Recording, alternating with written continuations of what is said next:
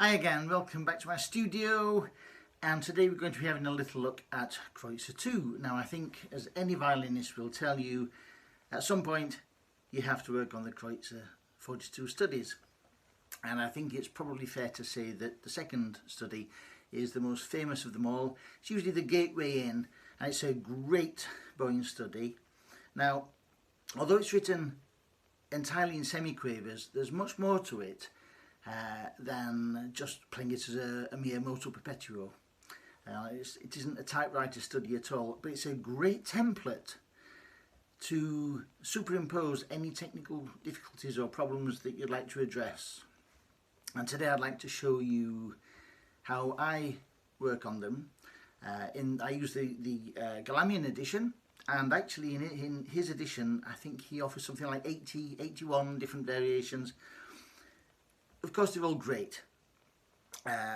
Do I practice them all? No, I don't, unless there's a particular problem I'm looking to solve.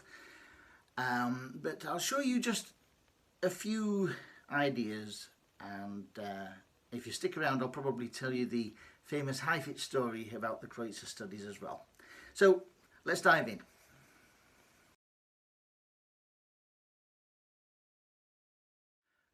Okay, so for easy navigation I'll break this video into chapters, and I think what I'll do, I'll maybe show you some ideas at the heel, at the middle, at the point of the bow, and then talk about the whole bow. First of all, I'd like to show you something I call bow flicks, and this is a quick way to warm me up in the morning and get my bow hold working and lubricated. I think of my bow like a self-lubricating machine. It takes a little bit of time if you're not used to it to get going, but once you've got the idea, it just takes a few seconds to get going and the machine is all working. If you haven't already checked out my earlier videos about curly fingers and how to play at the heel, maybe it's a good time to go and have a look at them. So, bow flicks. What are these? Okay, well, using the Kreutzer second study, I place the bow on towards the heel, and on an up bow I flick. So my fingers go into a curled hand shape straight away. The flick means that I don't have time to think. In other words, if I play slowly, I could probably still have a bad hand shape. With the flick, I have no option. There you go. Now I'm looking for a very clean, clear release. If, by the way, your little finger slips off, that probably is an indication that your elbow is too low, so you need to follow through with your arm and don't drop the elbow, otherwise this can happen. So, bow flicks, that's number one on the list.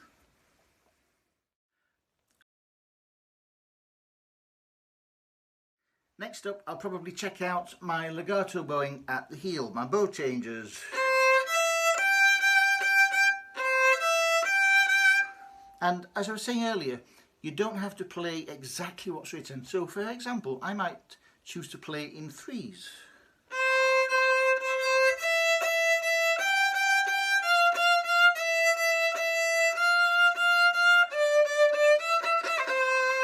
I could even intersperse some flicks.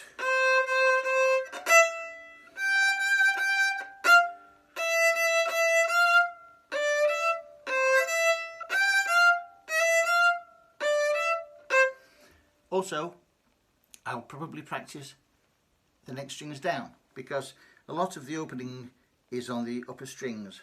Let's practice further down.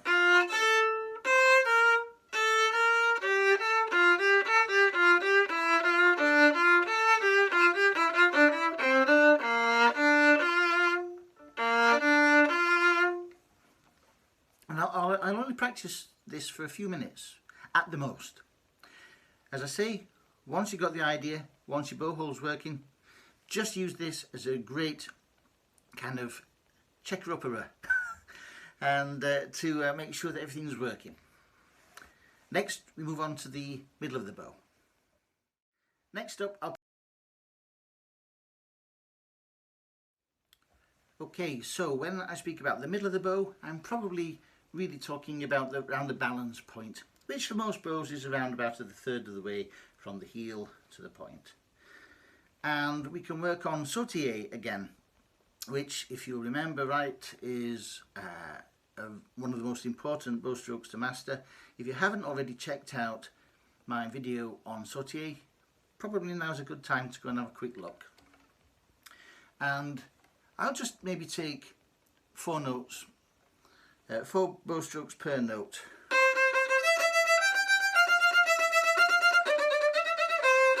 Remember with sautiller that it's where the hair remains on the string, but the stick bounces, which gives the illusion that the bow is jumping off, but it isn't. We have more control.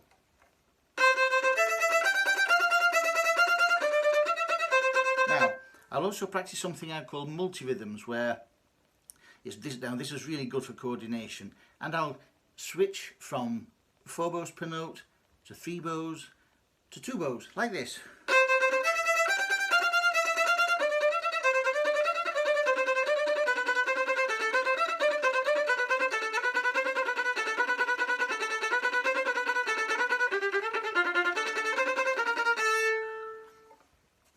That's really quite tough.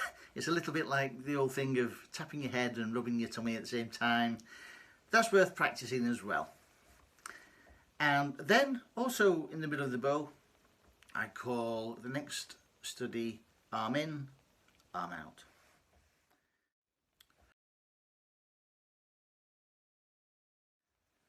So arm in, arm out. Again, check out my other videos, but at some point, if we want to bow parallel to the bridge, we get to the middle, we have a choice. We can either keep the arm locked and swing round, which is no good, or we open up the elbow. So this is a part of the bow where I make sure that my elbow is moving freely.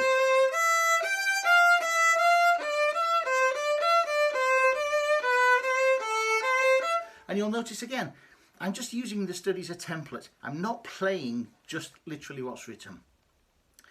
Use your imagination. Think about what you need to develop with your playing, with your bowing, and use this. It's a brilliant study, as are they all, to think outside the box. Then we move towards the point. Hey, just a quick shout out and thanks to everyone who's been in touch, and thank you for your messages. It'd be great if you consider subscribing to my channel. Although we're pretty new and pretty small, we're growing nicely, and I've got plenty more to say about the fiddle. So stay in touch, like, subscribe and share where you can, and I'll see you next time. Thank you.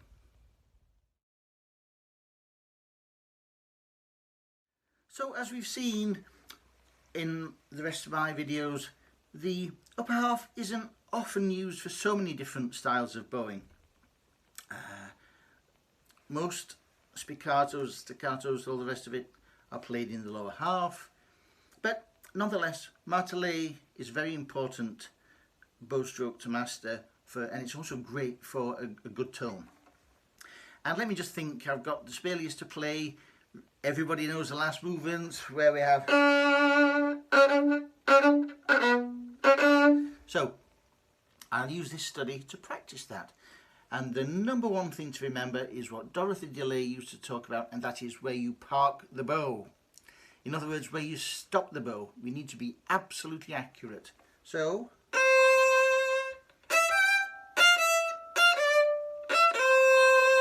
stop. And I stop where there's some spring in the bow. If I go too far, check this for yourself. If you go too far to the point, there isn't enough resilience. If I'm too much in the middle, it's a little bit flaccid. I need to be a little bit more around there where there's enough bite and spring, but also give in the bow. So I will stop, stop.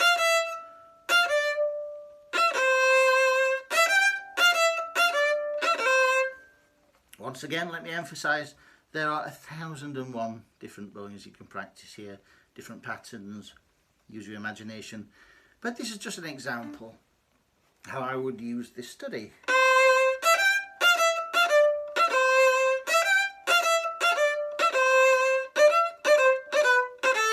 And that's good for hooked bowing.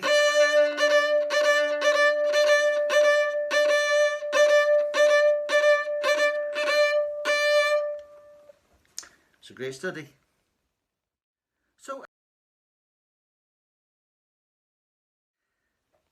And we could also practice changing the bow at the point. And we need to have a good strong sound.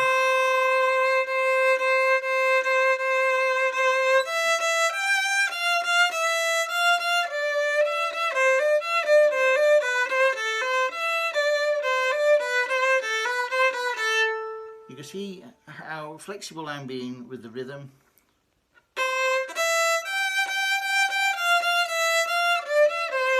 I'm using the notes as a template, and I can't emphasize that enough. And this leads us on to something very interesting about the whole bow. Let's go and check that out.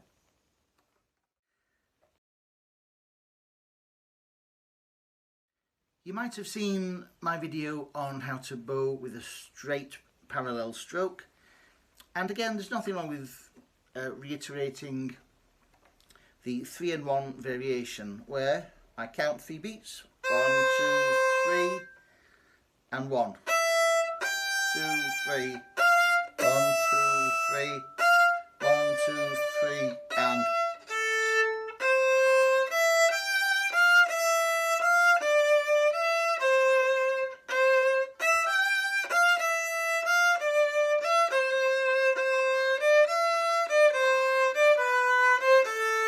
maintaining a good, solid tone.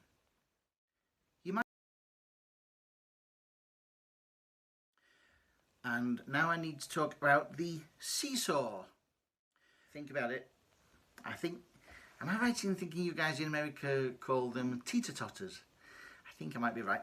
Anyway, it's where we have basically a plank and a fulcrum, and the bow is just the same. Imagine the bow is a plank, imagine the string is the fulcrum. Which end's heaviest? The heel or the upper half? Well, the upper half, because there's more weight, which is why we need to use these fingers as a balance, and particularly the pinky as a counterbalance.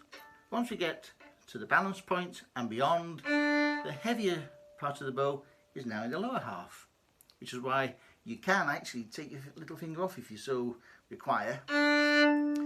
But how do we keep good, strong tone in the upper half? Well, we have two choices. Basically we can just press with the first finger. I wouldn't recommend that. Or we use physics. And the way I like to think of it is, if once we've got to the upper half, if I slightly raise the lower half upwards, if I raise it up, look what happens at the point. It wants to go down. In other words, you want to go into the string. So lift up, and the point wants to drive into the string. So if you follow the shape of your bow, in other words, not a straight line, but there's a curve to the stick, follow that with your hand and with your arm this way, like a saucer.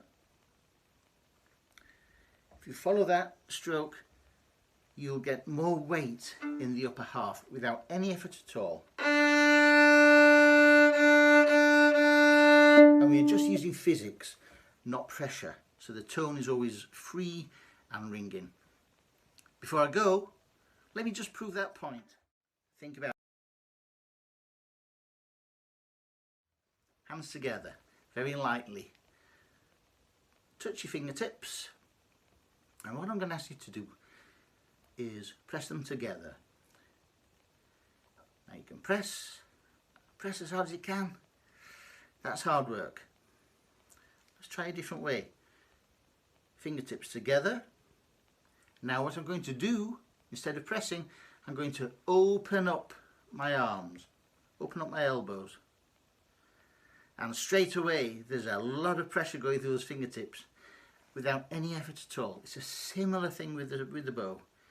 Open up and allow physics to play the fiddle for you. Simple as that. See you next time. All the best.